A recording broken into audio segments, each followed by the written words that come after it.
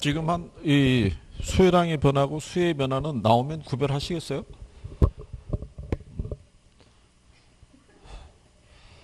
이게 정확하게 이해가 되셔야 그게 이제 문제화 됐을 때 그거를 이제 풀어갈 수 있죠.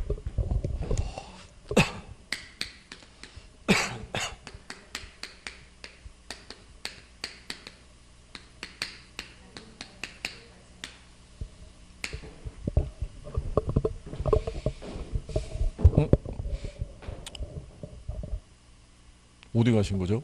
또 뭐 커피 사시러 요즘 또 커피 없으면 또 수업이 안 된다 뭐 이런 얘기군요.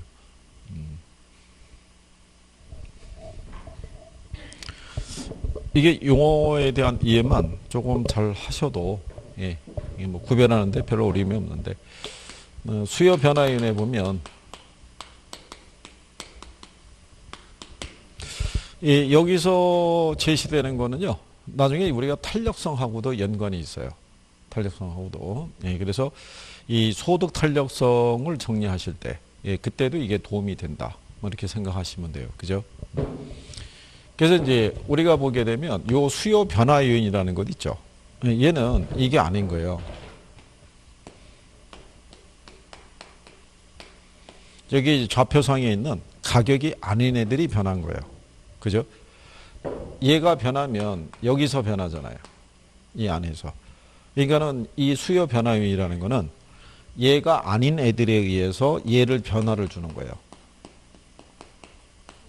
수혜량의 변화를. 그러니까 가격이 아닌 애가 변한 거기 때문에 이 곡선이 우측 또는 어느 쪽으로 좌측으로 이동시키는 요인이라고 생각하시면 되는 거예요. 그죠?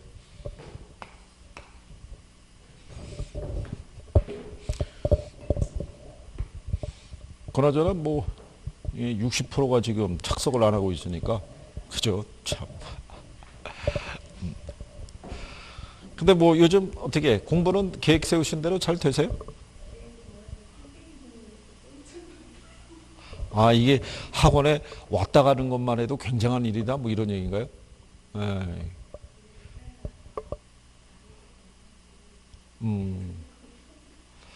이게 나중에 이렇게 인강을 가지고 공부하시는데 만약에 이 파트가 모르면요. 이 파트만 찾아서 한 3번 정도 돌려보시는 거예요. 조금 아까 수혜량이 변하고 수혜 변화했잖아요. 그게 이해가 안 되면 거기만 찾아갖고 한 3번 돌려보는 거예요. 그러면은 어느 정도 용어가 들어오기 시작할 거예요. 그래서 확실하게 이해가 된 다음에 또 다음 파트, 다음 파트. 이렇게 넘어가고 이론이 이제 이해가 된다고 그래가지고요. 문제상에서 답을 내가 100% 찾을 수 있냐면 그렇지는 못해요. 이걸 또 문제로 바꿔가지고 내가 적응을 좀 하셔야 돼요. 적응을. 그래서 우리가 이제 원래 1, 2월 달에는 매주 자료를 드렸다가 3, 4월에는 이제 한 달에 한 번꼴로 해서 자료가 한 번씩 나가게 될 텐데 그때는 그 파트에서 알아둬야 될 내용에 대한 것만 오지선다를 구성해서 드릴 테니까 그래서 이제 그거 가지고 한번 정리를 한번 해보시는 것도 필요할 것이다. 뭐 이렇게 보는 거죠. 네.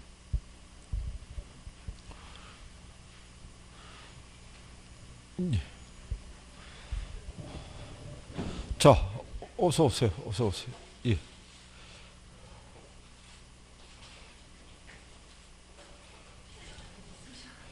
아, 예, 예, 예, 예. 감사합니다.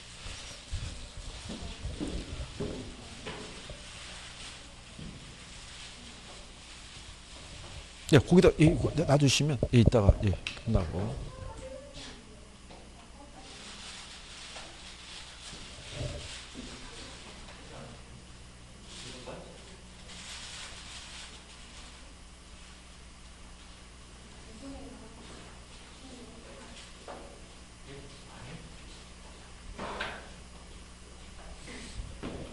예, 다들 이제 뭐 되셨으니까.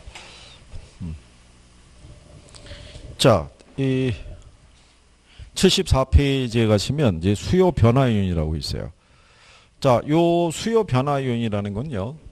지금 말씀드린 것처럼 조금 아까 우리가 이 가격이 변해서 뭐가 변할 때 수혜량이 변할 때는 이 곡선으로 이렇게 명시한 거예요. 그죠? 그러면 이 곡선을 그릴 때는 오로지 얘만 변했다고 가정하는 거예요. 그러면 여기 있는 요 수요 변화 요인은 좌표상에서 명시되어 있는 요 가격이 아닌 애들인 거예요. 가격이 아닌 애들이 변해서 이렇게 곡선이 있죠. 예, 얘가 이런 식으로 좌우로 이동하는 형태 있죠. 예, 이렇게 나타나게 되는 것이 그게 수요 변화 요인이라는 거예요. 그래서 제일 먼저 소득이죠. 그러니까 얘가 아니잖아요. 가격이. 그러면 소득이 변해도 얘는 변할 수 있다는 거예요. 그죠? 그러면 기본적으로 이렇게 소득이 증가할 때 있죠. 수요가 증가하는 애들을 우리가 뭐라 그런다?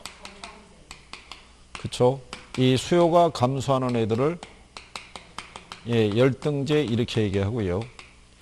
요 수요가 불변인 애들을 우리가 중간재라고 얘기를 해요. 예, 그러면 여기서의 이 중간재라는 거는 주로 우리가 이제 된장이나 고추장이나 간장 뭐 이런 거 얘기하는 거예요. 걔네들을 우리가 소비할 때는요. 소득이 늘어났다고 해서 소비량이 확 늘어나거나 소득이 줄었다고 해서 소비량이 확 줄어들거나 그러진 않아요. 항상 일정한 양을 소비하는 그 재화를 우리가 중간재라고 얘기를 해요. 그 다음에 여기에 있는 정상재하고 열등재를 구분하는 기준은요. 요게 이 가격에 의해서 결정이 된다든가 그런 논리가 아니다라고 설명한 거예요. 그죠? 우리가 이제 일부 교과서에 보면은 대형 아파트는 정상재고 소형 아파트는 뭐 열등재다 이렇게 예시가 들어가 있는 게 있는데 그거는 이제 좀 적절하지 않은 예시다. 그죠? 강남에 있는 소형 평형 아파트가 한 10억대 가는 곳도 있어요. 그렇잖아요? 예. 그리고 그 꿈이 아파트에 사는 게 꿈이라는 사람도 있을 수 있어요, 없어요? 지금 단칸방에 사는 사람은 그거 소형 아파트도 어마어마한 거예요. 그죠? 그러니까 여기 있는 정상재하고 열등재의 구별은요. 처음부터 성격이 나눠져 있는 게 아니라 사회 인식의 변화와 소득의 변화에 따라 정상재하고 열등재로 취급된다고 보시면 돼요. 그러니까 원래 정상재로 취급받는 애들이 열등재 취급받을 수도 있고요. 열등재 취급받던 애들이 정상재 취급받을 수도 있고 뭐 그런 거예요. 그죠? 네. 그래서 기본적으로 소득이 증가할 때 수요가 증가하면 무슨 재화? 정상재. 그러면 우리가 이렇게 얘기해 보는 거예요. 자, 아파트의 수요 곡선이 있죠. 얘를 우측으로 이동시키는 요인이 있죠. 예, 우측으로. 첫 번째가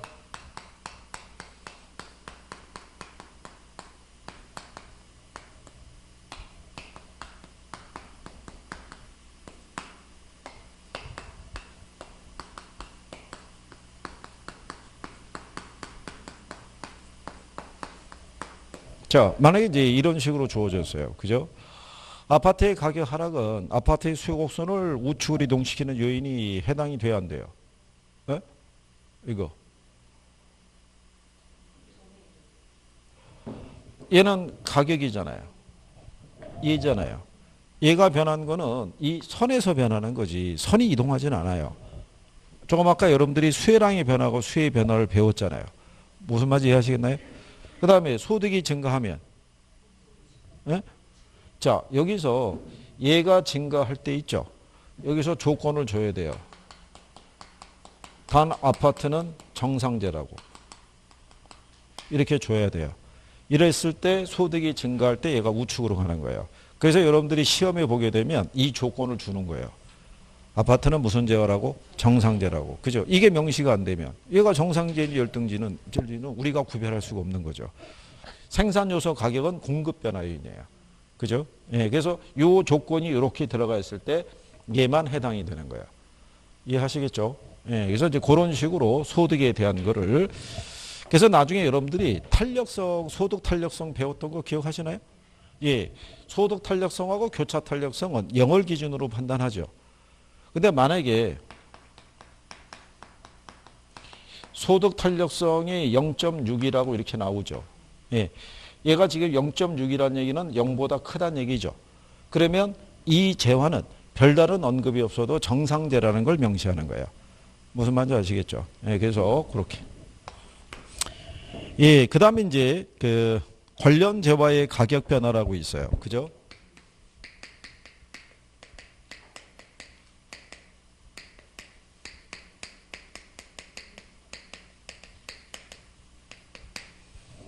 자, 여기서 이제 관련 재화의 가격 변화가 있을 때요. 제일 먼저 나오는 게 대체재라는 애가 있고 보완재가 있어요. 그러니까 이 관련재화라는 애는요. 해당 재화의 가격과 소비에 영향을 줄 수 있는 애들을 우리가 관련재화라고 얘기하는 거예요. 그죠? 예. 그리고 여기서 보는 대체재라는 애 있죠. 예, 얘는 관련 재화하고요. 해당 재화의 관계를 보면은 이렇게 등호로 표시하는 거예요. 그러니까 얘를 소비하든 우리가 얻는 효용의 크기는 동일하다는 얘기예요. 그죠? 우리가 지난번에 올리고당하고 설탕 물엿의 관계를 얘기했었죠. 우리나라 속담 기준하면 꽁 대신 닭이다. 뭐 이런 표현했잖아요. 그러니까 얘를 소비하든 우리가 얻는 효용의 크기가 동일한 거예요. 근데 경제학에서 얘기하는 이 소비자들은요. 합리적 소비 행위를 선택하라고 그래요. 그죠? 그러니까 그거는 두 개의 재화의 효용이 유사하면요. 가격이 싼 걸 선호하는 거예요. 가격이. 그러면 가령 예를 들어서 얘가 아파트가 되고요. 얘가 단독주택이 됐다라고 가정할 때. 그리고 여기서도 하나 명시해야 될 게요. 아파트하고 단독주택이 있으면 실제 부동산 시장에서의 선호도는 아파트가 조금 높다고 할 수 있어요. 그죠? 얘가 비싸도 얘를 사야 된다라고 생각하는 사람이 있을 수 있을 거예요. 그죠? 그거는 자의적인 판단이라는 거예요. 여기 이론상에서는 두 개가 같은 효용을 제공하는 주택 안에 들어가 있는 재화라고 보는 거예요. 그죠? 그러니까 우리 동네 생각하면 안 되는 거예요. 그죠? 이 도시에서는 무조건 사람들이 아파트를 선호하지 단독주택 좋다고 하는 사람 본 적이 없더라. 아파트 가격이 오르면은 더 오르기 전에 사야 되지. 무슨 소리냐. 이렇게 생각하면 안 되는 거예요. 그죠? 자, 그러면 아파트에 대한 가격이 있잖아요. 얘도 만약에 분양가가 1,000만 원이고요. 얘도 분양가가 1,000만 원이었다고 가정하자고요. 그죠? 자, 그랬을 때 아파트의 가격이 상승하는 거예요. 그래서 가격이 상승해서 얘가 1,000만 원짜리가 1,200으로 평당. 그리고 얘가 가격이 올랐잖아요. 그죠? 그러면 가격이 오르면 아파트의 수혜량은 어떻게 되겠어요? 얘가 감소하겠죠. 얘는 왜 줄어들겠어요? 수요 법칙. 수요 법칙. 그죠? 가격이 상승하면 수혜량이 어떻게 돼요? 줄어드는 거잖아요. 그죠? 그러면, 괜찮아요. 이제 그런 식으로 해서 우리가 이제 하나씩 개선해 나가는 거예요. 그렇게 해서 이게 반복이 되다 보면 나중에 9월 달 정도가 되면 그냥 우리 이렇게 안 한다고요. 대체재, 보완재 말로 해도 넘어갈 수 있는 거예요. 정리가 돼 있으니까. 근데 선생의 바람은 3, 4월 과정 안에 경제가 끝나는 걸로. 어느 정도는. 그래야 여러분들이 5, 6월 달에 투자하고 금융에 대한 부분이 정리를 하면, 그죠? 다 걔들도 정리가 돼요. 아니, 불가능할 것 같으면 우리가 뭐하러 여기서 이거 하고 있겠어요. 용어가 익숙해지면 다 돼요. 다. 그죠? 거기가 정리가 되고요. 지난번에 간평 들어보셨지만 간평이라고 다 어려운 건 아닌 거예요. 간단한 애들은 간단한 거예요. 그죠? 그 정도가 정리가 되면 모의고사 보면 60점 이상이 나올 거라고요. 일단 그게 나와야 여러분들이 안심을 해요. 왜? 자, 학원에서 보는 모의고사가 60점이 넘어야지만 실전도 60점 이상을 기대할 거 아니에요. 학원에서 보는 게 6점이 안 나오면 실전에서 내가 6점 이상을 기대한다는 게 쉽지 않잖아요. 그러니까 심리적인 안정감이라는 것도 있는 거예요. 그죠? 근데 한 가지 꼭 알아두실 거는 민법하고 학개론하고 밸런스가 맞아야 돼요. 에? 어느 그 주분이 있는데 29회 때 있죠. 개론하고 뭐가 있으면, 민법이 있으면 얘 때문에 떨어졌대요. 이 때문에. 그래서 30회 때 들어올 때, 아니고죠. 20회 때 들어갈 때, 29회 때 했을 때, 얘가 제가 보기에는 이때 제가 그분을 처음 만났는데, 그 이전에 몇 번 실패하셨나 봐요. 근데 계속 얘 때문에 실패했다가, 요때 처음으로 6점이 넘었대요. 근데 민법이 6점이 안 나와서 떨어지신 거예요. 그래서 작년에 공부할 때 어디다 집중 투자했겠어요? 민법에다가. 그래갖고 민법이 70점 이상이 나왔대요. 근데 떨어졌다는 얘기는, 그 얘기는 여기서 점수가 또 안 나왔다는 얘기잖아요. 그죠? 그게 돌아가는 거예요, 이게. 밸런스가 맞아야 되는 거예요. 한쪽만. 얼마나 안타깝겠어요. 그죠? 그래서 이분이 여기서 이제 힘을 얻어가지고 여기 와서, 그러니까 여기서 상대적으로 공부가 소홀해진 거예요. 이때 뭐라고 했냐면 얘를 열심히 공부했다고 그랬다고요. 열심히. 그죠? 근데 여기서 얘 때문에 안 되니까 이제는 얘를 어떻게 해야 돼요? 열심히 한 거예요. 얘는 상대적으로 덜 열심히 한 거예요. 왜? 점수가 6점이 나왔던 선례가 있으니까 이 정도만 해도 6점이 나오겠지. 그리고 조금 안일하게 대처하신 거죠. 그러면 안 된다는 거예요. 그래서 민법하고 학개론하고 밸런스가 맞아야 돼요. 한쪽에서 많이 맞아서 꿔주겠다 이런 생각은 안 하시는 게 좋은 거예요. 그죠? 아니 시험이 내 맘대로 되나요? 매년 이게 난이도에 대한 거는 조금씩 조정이 되는데 그죠? 그래서 민법만 열심히 하거나 개론만 열심히 하는 게 밸런스를 맞춰주셔야 돼요. 그죠? 당부드리는 거죠. 자, 그러면 여기 보시면 얘가 가격이 1,200으로 올랐죠. 근데 얘는 그대로 1,000만 원이잖아요. 그럼 상대적으로 얘가 가격이 어떻게 돼요? 싸진, 하락한 그런 효과가 나오잖아요. 그러면 소비자들은 뭐가 비슷하면, 효용이 비슷하면 상대적으로 가격이 싼 애를 더 많이 소비하는 거예요. 그죠? 그러면 단독주택에 대한 수요가 어떻게 돼요? 증가하겠죠. 그러면 단독주택의 가격은 이렇게 상승하겠죠. 그래서 여러분들에게는 주로 이렇게 물어보는 거예요. 아파트의 가격 상승이 있죠. 예, 대체 관계는 단독주택의 수요가 어떻게 돼요? 증가한다는 거죠. 그러면 이게 원래 논리는 그래 이런 거예요. 한 재화의 가격이 뭐 할 때? 상승할 때. 수요가 증가하는 재화 있죠.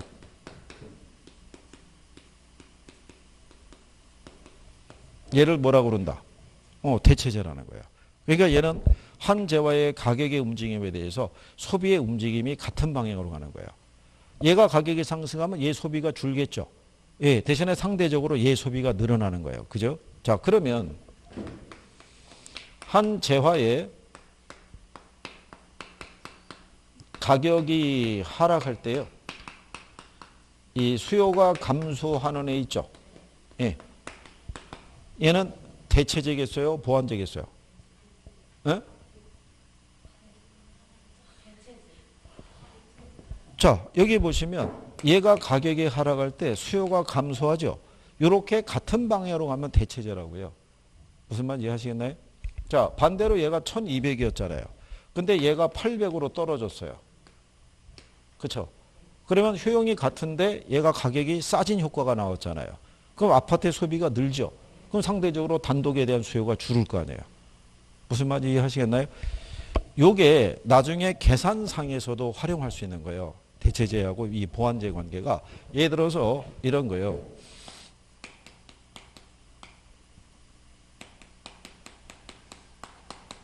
아파트 가격이 16%가 상승했을 때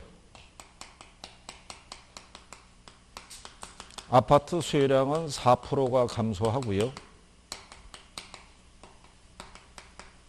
단독주택의 수요는 8%가 증가했다는 거죠. 이렇게 실전에도 이렇게 나온 거예요. 그죠? 근데 여기 보면 얘는 아파트고 얘는 뭐예요? 네, 단독주택이잖아요. 요걸 집어넣은 건 출제자가 착각을 유도하기 위해서 해놓은 거예요. 요거는 같은 재화잖아요.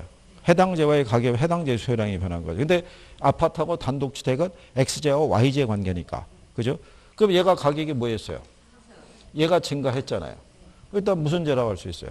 그렇죠. 대체재. 그리고 이걸 계산하라고 얘기를 해요. 계산하면 16분의 8이어서 0.5 이렇게 나온다고요. 그러니까 이게 기본적인 이론이 되면 계산도 간단해지는 거예요. 계산도.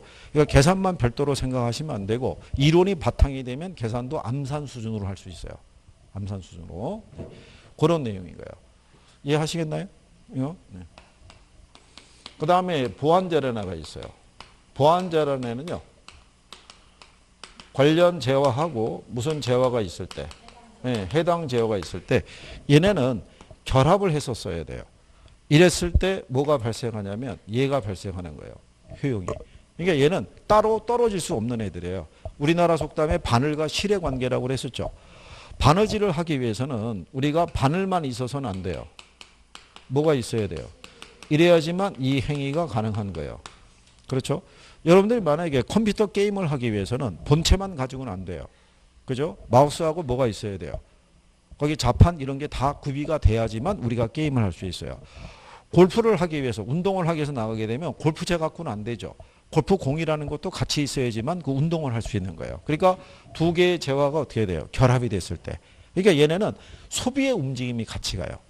그러니까 예를 들어서 이런 거잖아요. 바늘 가격이 상승하죠.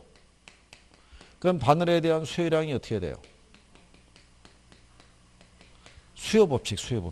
가격이 상승하면 수요량은 어떻게 돼요? 감소하는 거예요. 그러면 실의 수요는 어떻게 되겠어요? 감소하는 거예요. 소비의 움직임이 같이 간다고요. 하나만 안 살 수가 없는 거예요. 얘도 덩달아 안 사게 돼 있는 거예요. 그죠? 그러면 이 가격은 이렇게 하락해요. 대체제를 보면은 얘 가격이 상승하면 얘 소비가 늘어나죠. 대체하는 재화를 소비하는 거예요. 상대적으로 가격이 싸는 애가. 그러니까 소비의 움직임이 있잖아요. 이렇게. 얘가 비싸지면 얘 소비가 줄고 상대적으로 얘 소비가 늘어나는 관계예요. 근데 얘네들은 둘이 같이 써야 되죠. 그러니까 얘가 상승하면은 얘만 수요가 주는 게 아니라 얘도 소비가 줄어드는 거예요. 그래서 여기는 한 재화의 가격이 뭐 할 때요? 상승할 때 수요가 감소하는 애 있죠? 걔를 뭐라 그런다? 보완제라는 거예요. 얘가 가격이 상승했잖아요. 그때 얘 소비가 어떻게 돼요? 그렇죠? 줄어드는 애죠. 그러니까 얘하고는 움직임이 반대죠. 무슨 말인지 이해하시겠나요? 네. 그래서 그러니까 이렇게 재화가 달리 나오잖아요. 달리 나올 때 아파트 가격이 상승할 때 얘 소비가 어떻게 돼요? 줄어들면 보완제. 얘가 상승할 때 얘 소비가 늘어나면 대체제. 무슨 말인지 이해하시겠나요? 그래서 대체제하고 보완제 관계는 반드시 구별을 해 두셔야 되는 거예요. 그렇죠? 자, 그 다음에 세 번째로 나오는 게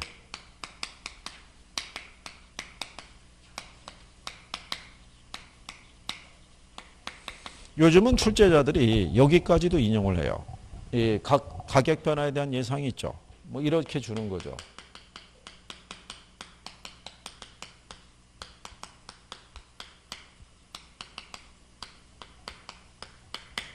자, 아파트 가격 하락이 예상이 되죠. 예, 이건 우리가 수요량의 변화라고 표시하겠어요? 수요의 변화라고 표시하겠어요?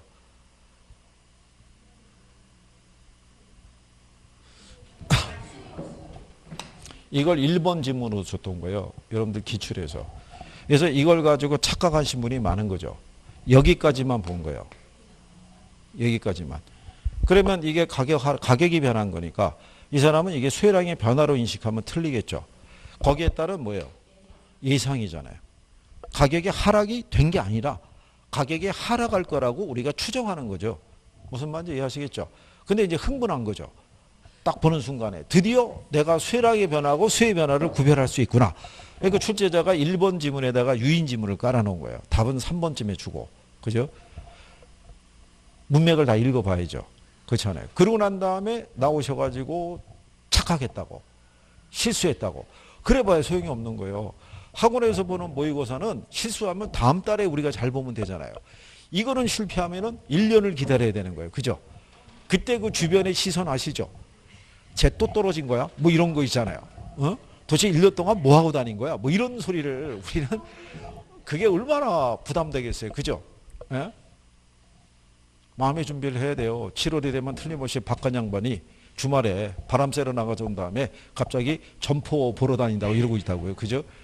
이거 괜찮지 않아? 이게 조건, 임대 조건이 이런데, 이번에 되기만 하면 이걸로 갈까? 이걸로 갈까? 이렇게 얘기하는 거예요. 그러면 심적인 부담이 크죠. 그렇잖아요.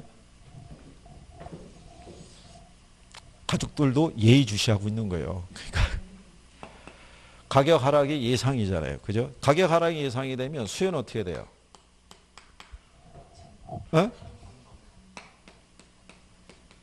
소비자는요, 냉정한 거예요.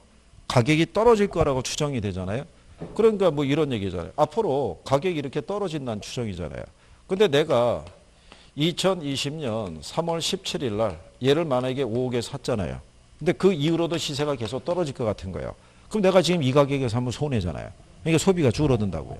더 떨어진 다음에 사야지. 그래서 경기가 하강하기 시작하게 되면요, 수요가 줄어드는 거예요.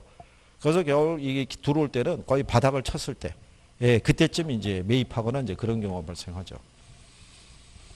대신에 가격 상승이 예상이 되면 수요는 어떻게 돼요? 증가하는 거예요. 이게 가격 상승이 어떻게 돼요?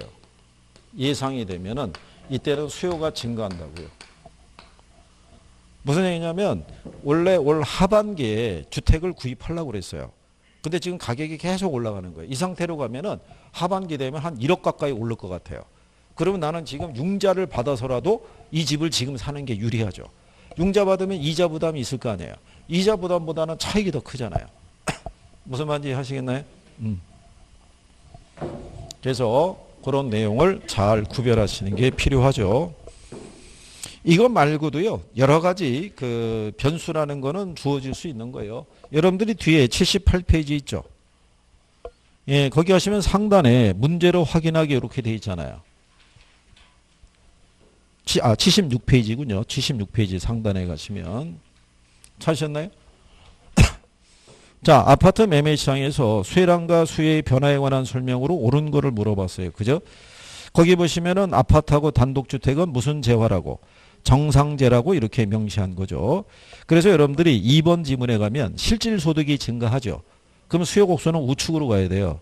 근데 좌측으로 갔다 그랬으니 게 걔가 틀린 거예요. 그죠? 1번에 보시면 아파트 가격 하락이 예상이 되면 수혜량의 변화로 동일한 수요 곡선상에서 하향으로 이동한다 그래서 틀린 거예요. 이게 가격 하락이 예상이 되면이잖아요. 가격 변화에 대해 가격이 하락한 게 아니죠. 이걸 유인 지문으로 1번에다 이렇게 깔아준 거예요. 무슨 말인지 아시겠나요? 그리고 우리가 곡선이 이동하게 되는 거는 지난번에 설명해 드렸지만 이게 28회 때인가 한 번 딱 나온 거예요. 여기가 우리가 우상이라고 그랬고요. 우하고 여기가 뭐 좌상, 여기가 좌하라고 그랬을 때 여기 이렇게 수요 곡선이 있잖아요. 얘가 이쪽으로 이동하게 되면요. 오른쪽으로 가면서 위로 올라가죠. 곡선의 이동 형태가. 그래서 이거를 우상향 또는 우상방으로 이동한다는 거예요. 우상향으로 이동했다는 얘기는 수요 곡선이 우측으로 이동했다고 얘기할 수도 있고요. 이거는 수요가 뭐 했다고 보는 거예요. 증가했다라고 보는 거예요. 무슨 말인지 이해하시겠죠? 근데 수요 곡선이 이런 식으로 내려가게 되면 왼쪽으로 가면서 밑으로 내려갔잖아요. 그러니까는 좌하방 또는 좌하향으로 이동했다는 거예요. 그럼 이 얘기는 수요 곡선이 어느 쪽으로? 좌측으로. 그럼 수요가 뭐 했다는 거예요? 감소했다라고 얘기하는 거예요. 이 방향의 표시는 그 28회 때인가 딱 한 번밖에 안 나온 거예요. 이때만. 네. 그 이전에는 나온 적이 없어요. 왜냐하면 학생분들의 입장에서는 이게 자체가 되게 헷갈린다고요. 간신히 수요 곡선은 우하향한다고 배웠고 공급 곡선은 우상향한다고 배웠는데 여기서 갑자기 방향이 나오면 얘는 뭐고 얘는 뭔지가 구별이 안 된다고요. 근데 이거를 왜 강의할 때 설명해 드리냐면 선생들이 모의고사를 내면 이 표현을 쓸 거라고요. 기출에서 나왔으니까. 그렇죠? 근데 기출을 보시면요. 그 해에만 나온 문제들이 있어요. 그 해만. 회차가 바꿔지면은 더 이상은 안 나오고요. 딱 그거 한 번 나오고 끝나는 애들도 있어요. 그죠? 그래서 그런 내용 정도 방향에 대한 거 구별하시면 되겠고요. 그 다음에 이제 그 76페이지 가면 부동산 수혜의 특성 뭐 이런 게 나와 있는데요. 요거는 이제 간단하게 정리하셔도 돼요. 그죠? 예. 거기 보시면은 이 부동산 수요에 대한 부분은요. 대체로 이 비탄력적이라고 보시면 돼요. 왜 비탄력적이냐면 부동산이 어떻게 보면 필수재잖아요. 가격이 오르든 내리든 간에 기본적으로 우리가 소비해야 될 재화이기 때문에 대부분의 수요는 비탄력적으로 조사가 되고요. 그 다음에 구매 자금을 축적할 때 시간이 오래 걸리죠. 고가품이다 보니까. 그리고 이제 구매 결정에 전문성과 복잡성이 있죠. 여러분들이 이제 여기 편의점에 가서 컵라면을 하나 구입할 때 컵라면의 미래, 컵라면의 변화 뭐 이런 거는 우리가 생각할 필요가 없어요. 그죠? 그냥 사서 끓여 먹으면 그만이니까 복잡하게 생각할 필요가 없는 거예요. 근데 여러분들이 주택을 구입할 때는 따져봐야 될 상황이 많죠. 그렇잖아요? 주변에 학구는 또 어떠냐? 학생들이 있으면 그렇잖아요. 초등학생이 있으면은 단지 내 아파트 학교가 우리가 흔히 한 대로 뭐 초품화 뭐 이렇게 얘기하잖아요. 그게 학부모 입장에서는 왜 다들 그렇잖아요. 아이가 어릴 때는 얼마나 애틋하겠어요. 그죠? 그 어린아이가 길 하나 건너는 것도 안쓰러운 거죠. 그러니까 길도 안 건너고 단지 내 우리 집에서 그냥 도보로 이동해서 학교 갔다가 오면은 얼마나 편하겠어요. 그죠? 그러니까 그런 거 다 따져봐야 되는 거예요. 앞으로 주변에 어떤 시설이 들어서느냐.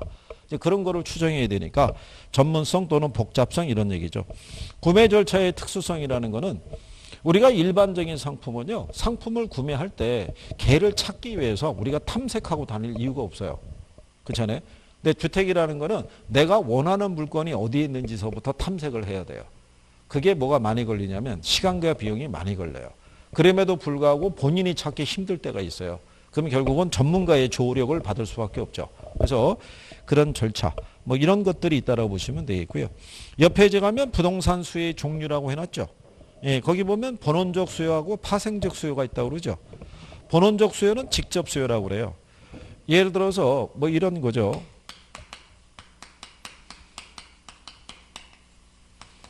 가구 수가 분화가 될 때는요.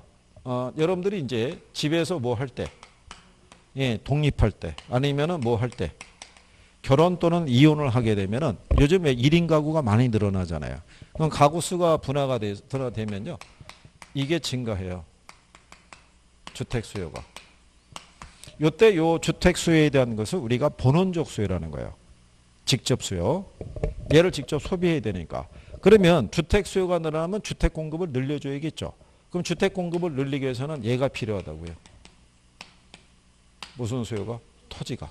그래서 이 주택 수요로부터 파생되어졌다 그래서 얘를 파생 수요라고 그래요. 얘를 본원적 수요, 직접 수요, 파생 수요 또는 간접 수요라고 얘기하는 거예요. 무슨 말인지 이해하시겠죠? 네. 그래서 시험에 인용된 적은 없어요. 네. 참고 정도 하시면 되겠고요. 그 밑에 이제 실질적 수요라는 거는 이제 일본 애들은 그걸 유효 수요를 실질적 수요라고 얘기를 하고요.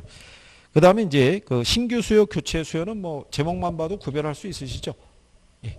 신규 수요는 처음으로 내 집 마련하는 사람이고요. 교체 수요라는 건 집을 넓혀서 가는 사람이 있죠. 적은 평형에서 넓은 평형으로.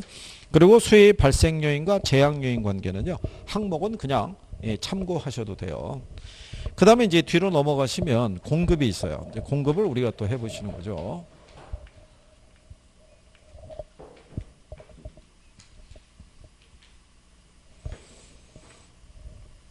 그리고 이따가 오후에 우리 뭐 계산 문제 그거 하죠.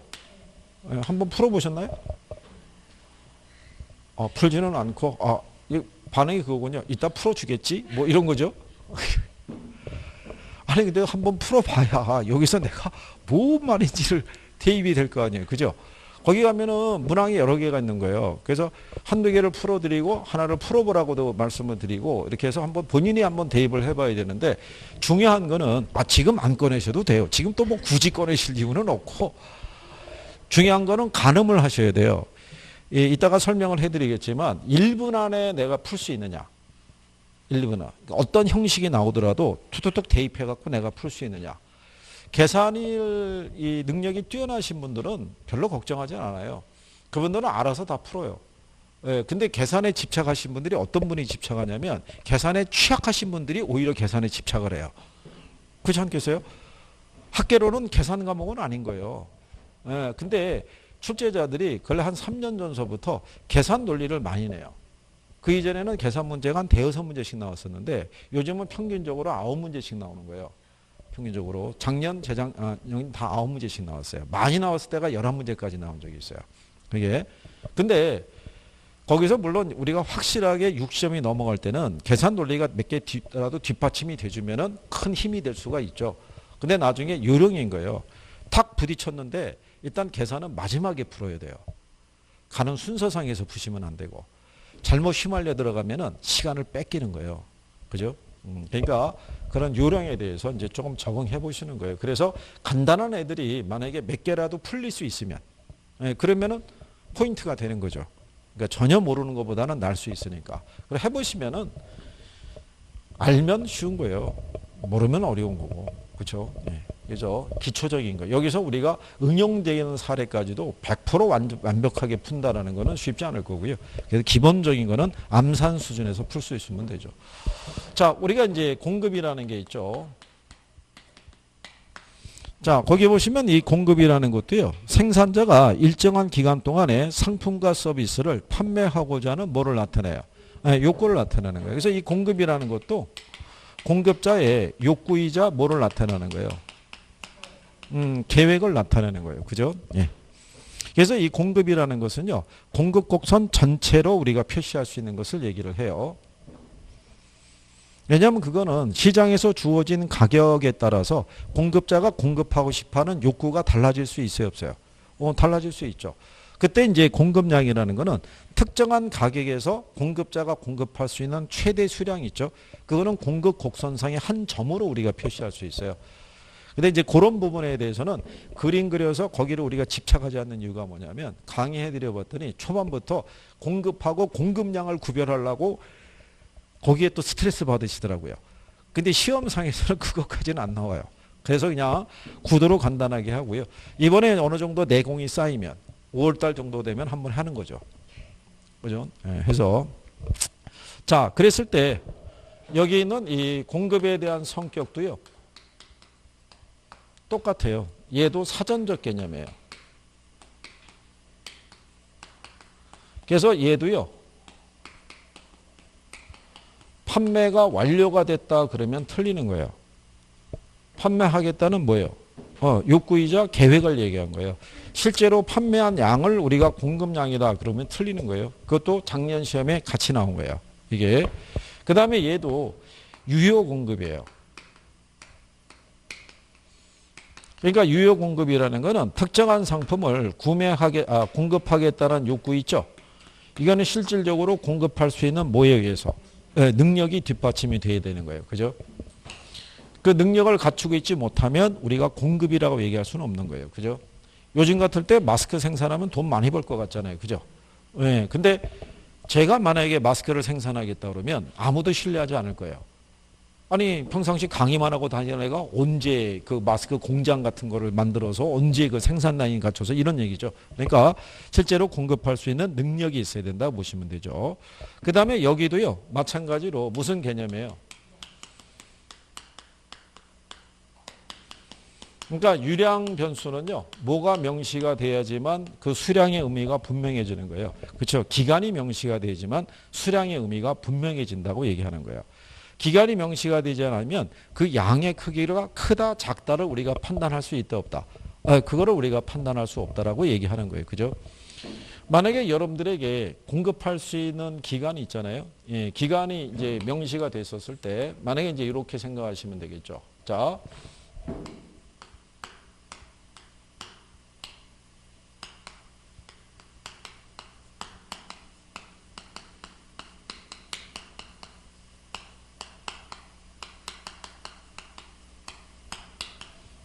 자, 2020년 3월 현재 서울시의 주택이 있죠. 총 몇 채일까? 이거를 파악하려고 그러면 기간을 명시해서는 확인할 수가 없어요. 그렇잖아요? 여기 주어져 있는 2020년 3월 현재는 일정 뭐를 나타내는 거예요? 네, 시점을 나타내는 거예요. 그죠? 네. 이 점에서 서울시의 주택이 만약에 예를 들어서 1200만 채가 있다라고 가정하자고요. 그죠? 그러면 이 1200만 채라는 거는 지난 3년 또는 5년, 10년간 공급된 주택의 양을 얘기하는 게 아니죠. 지금까지 서울시의 주택이 공급된 이래로 짓고 부수고를 반복하다가 현재 남아있는 양이 이거란 얘기예요. 그죠? 그래서 얘를 우리가 저량으로 명시하는 거예요. 그래서 여러분들이 하시는 주택 재고량이 있죠. 걔는 우리가 뭐를 얘기한다? 네, 이건 저량인 거예요. 그래서 얘네를 우리가 구별하기 위해서는 이게 명시가 돼야 돼요. 뭐가? 시점이. 그러니까 이런 얘기잖아요. 쭉 시간선이 주어져 있을 때 2020년 3월 현재 서울시의 주택이 1200만 채라는 거는 과거로부터 지금까지 누적되어 온 거잖아요. 그죠? 자, 그런데 우리가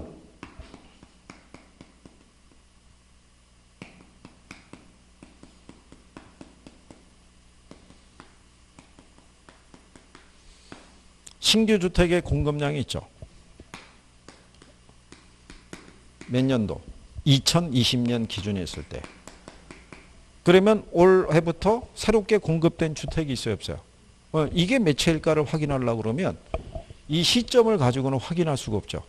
시점이 주어지면 전체 총량은 파악할 수 있어도 이 안에 올해 1월 1일부터 신축해서 들어온 주택의 양을 확인할 수가 없죠. 그러면 요거를 계산하려면 뭐가 명시가 돼야 돼요? 기간이 있어야 되죠.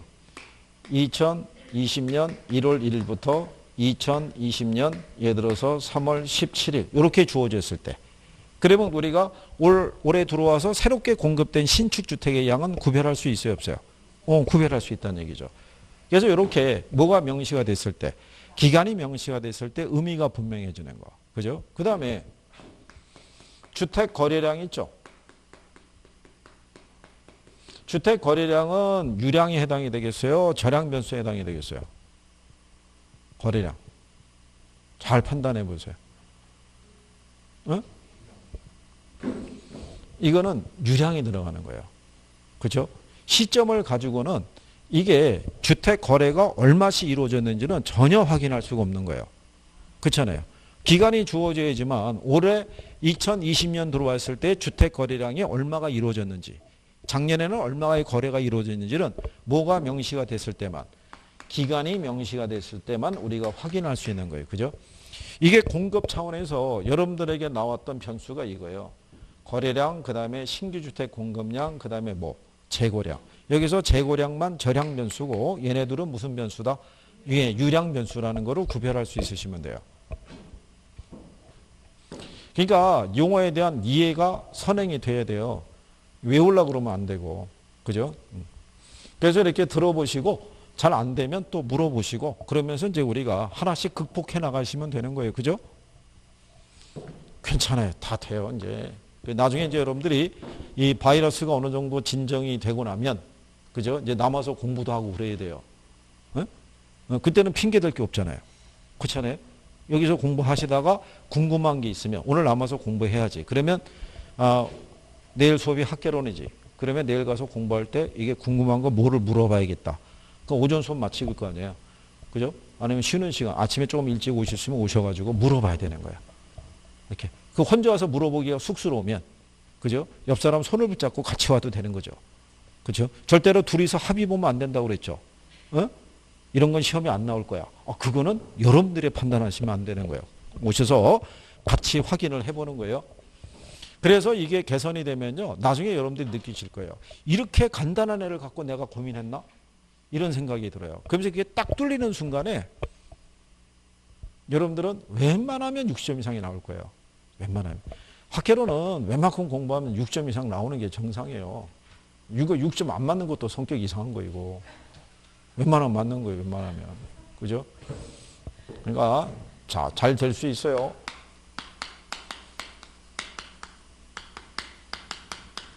그래서 여기서 공부하신 분이나 인강을 통해서 공부하신 분들이나 자신감을 가져야 돼요. 내가 이거 될 수 있다는 거. 일단 우리가 떨어진다는 생각을 하면은 여기 왜 와서 공부하겠어요? 그죠? 될 거라는 나름대로 희망이 있으니까 하시는 거 아니에요. 그러니까 그 희망이 현실이 되게끔. 자, 그 다음에 이제 79페이지 가면 중간에 공급 함수라고 있어요. 그죠? 그러면 여기도요, 요 공급량에 영향을 주는 여러 가지 변수들의 관계를 함수로 표시한 거예요. 그죠? 여기도 해당 재화에 뭐가 있고요? 가격이 있고, 그 다음에 기술 수준이라는 게 있고요. 그 다음에 생산 요소 가격이 있죠. 뭐 이런 애들이 있어요. 그럼 아까 우리가 수요 함수 해봤잖아요. 그죠? 똑같은 거예요. 그죠? 얘들 변해요, 안 변해요?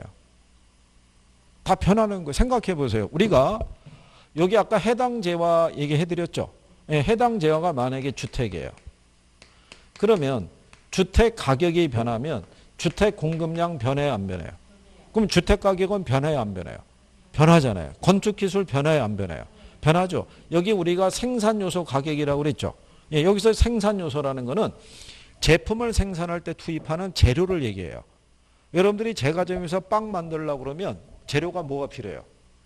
밀가루도 있고 거기다가 뭐 달걀도 있어야 되잖아요. 근데 걔들 우리가 무상으로 가져올 수 있는 건 아니죠.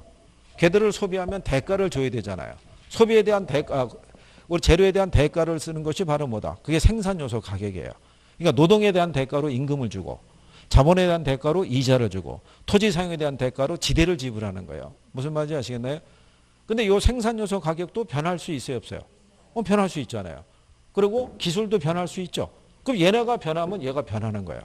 그래서 얘를 우리가 종속 변수, 얘네들을 무슨 변수? 독립 변수라고 얘기하는 거예요. 이해하시겠나요? 근데 아까도 얘기했지만 얘네들을 동시에 이 그래프 상에서 다 표시할 수가 없잖아요. 여기 좌표는 몇 개만 표시할 수 있어요. 그렇죠? 2개만 표시할 수 있는 거예요. 그러면 여기도 경제학자들이 여기는 주택 뭐라고? 그러면 여기는 주택 공급량. 그렇죠? 그래서 이 공급 곡선을 그릴 때는 오로지 이거 하나만 변했다는 가정인 거예요. 무슨 말인지 아시겠어요? 그럼 얘가 변했을 때 나머지 애들은 어떻다고 가정하겠어요? 다른 요인은 일정하다고 가정한 거예요. 얘네들은 변화가 없고 얘 하나만 변했다는 가정하에서 공급 곡선이 그려진 거예요. 근데 공급 곡선은 항상 이 상태로만 있지 않아도 된다고 그랬죠. 얘들은 움직일 수 있어요, 없어요? 움직일 수 있는 거예요. 뭐가 변하면? 여기 좌표상에 있는 가격이 있죠. 가격 말고 다른 애들이 변하면, 즉 기술 수준 생산 요소 가격이 변하면 얘들이 이렇게 이동할 수 있는 거예요. 이렇게 이동하는 것을 우리가 용어상에서 표현한 게 그게 공급의 변화라는 거예요. 가격에 의해서 이 하나의 선에서 움직이는 건 공급량의 변화라고 그 표시를 하는 거예요. 그러니까 아까 수혜량의 변화 해봤죠. 수혜량의 변화를 가져오는 요인은 뭐 있어요? 변수가. 해당 재화의 가격 하나밖에 없는 거예요. 그렇죠? 그런데 수혜의 변화라는 거는 가격 말고 다른 애들이 변한 거 아니에요. 그럼 걔는 곡선이 좌우로 이동하잖아요. 여기도 똑같은 거예요. 공급량의 변화를 가져다 주는 건 뭐 하나밖에 없다. 가격 하나밖에 없는 거예요. 가격 하나밖에. 그죠? 네, 그러니까 그런 거를 여러분들이 이해를 하시면 수혜량의 변화, 수혜의 변화 구별하는 거, 공급량의 변화고 공급의 변화 구별하는 게 간단한 거예요. 틀리기도 힘든 거예요. 그죠? 그러면. 자, 그러면 여기서 똑같은 거죠. 그래서 얘들이 일정하다고 가정하면요. 요 공급량에 영향을 주는 건 해당 재화의 뭐가 되겠어요? 가격인 거죠. 그래서 공급량에 영향을 주는 유일한 변수는 그 재화의 뭐가 되더라? 가격 이렇게 나가는 거죠. 그러면 여기도 임의의 공급 함수를 하나 이렇게 만든 거죠. 이해를 시켜드리기 위해서. 그러면 여기도 요 공급량이 미지수잖아요. 모르잖아요. 그럼 요 공급량이라는 거는 여기 있는 요 가격이 있죠. 이게 프라이스의 약어니까. 요 가격이 얼마냐에 따라서 얘가 결정이 되는 거예요. 그럼 우리가 임의로 가격이 10이라고 이렇게 정해보는 거죠. 그러면 100 플러스 2 곱하기 10이 되죠. 여기 10으로 들어간 거예요. 그럼 얘가 얼마 나오겠어요? 그렇죠. 그러면 공급량이 120이 되는 거예요. 근데 여기도 똑같이 가격을 올려보는 거예요. 얼마로? 20으로. 그러면 얘가 얼마로 바뀌겠어요? 20으로. 그러면 100 플러스 2 곱하기 20이니까 얘가 140이 나오겠죠. 그러면 얘가 20일 때는 얘가 140이 나오는 거예요. 그러면 여기도요. 하나의 법칙이 만들어지는 거예요. 다른 요인은 일정하다고 가정할 때 가격이 상승하면 공급량이 증가해요. 근데 가격이 하락하면 공급량이 어떻게 돼요? 감소하는 거예요. 그러면 다른 요인은 일정하다고 가정할 때 가격과 공급량은 무슨 관계다? 예, 이건 비례 관계인 거예요. 이걸 우리가 무슨 법칙이라고 그런다? 예, 이걸 우리가 공급 법칙이라고 얘기하는 거예요. 그래서 이게 기본이에요. 수요 법칙하고 무슨 법칙이? 공급 법칙. 이걸 이제 그림으로 나타난 게 그게 공급 곡선이에요. 그래서 여기는 가격, 공급량이라고 그랬을 때요. 얘가 10일 때는 120인데 가격이 20으로 상승하니까 얘가 140이 되는 거죠. 그러니까 이것도 결국 여기서 갖고 온 거죠. 그죠? 그러면 여기도 만나는 눈에 보이는 두 개의 점이 있어요, 없어요? 있잖아요. 근데 얘 말고도 보이지 않는 점들이 있다, 없다? 있죠. 그 점을 선택해서 연결한 선이 공급 곡선이죠. 그래서 얘는 길기가 상향하는 거예요. 그럼 왜 그러냐면 가격하고 공급량이 비례 관계에서 그래요. 그죠? 그 얘기는 이 상태에서 가격이 상승하면 공급량이 어떻게 돼요? 계속 증가하죠. 가격 하락하면 공급량이 줄고 여기서 가격이 올라가면 계속 늘어날 거 아니에요. 그래서 기울기가 우상향하는 기울기 같고요. 그래서 이 공급 곡선은 우리가 생산비 곡선이라고도 얘기를 해요. 비용을 반영하는 거예요. 그래서 나중에 생산비 곡선도 한번 해보시는 거예요. 지금은 왜 굳이 그걸 중시하지 않냐면요. 생산비 곡선에 관련해서는 시험에서 자주 인용이 되거나 그러진 않아요. 한 5년 정도 주기에서 지문 정도로 한번 들어오는 수준이에요. 그래서 이 공급 법칙하고 공급 곡선까지 도출을 해보신 거예요. 그죠? 그 다음에 뒷페이지로 넘어가서 80페이지 가시면 공급량의 변화하고 공급의 변화라고 있죠. 거기도 역시 별표가 돼 있죠. 예, 잠깐 쉬었다가 거기서부터 해보시는 거예요.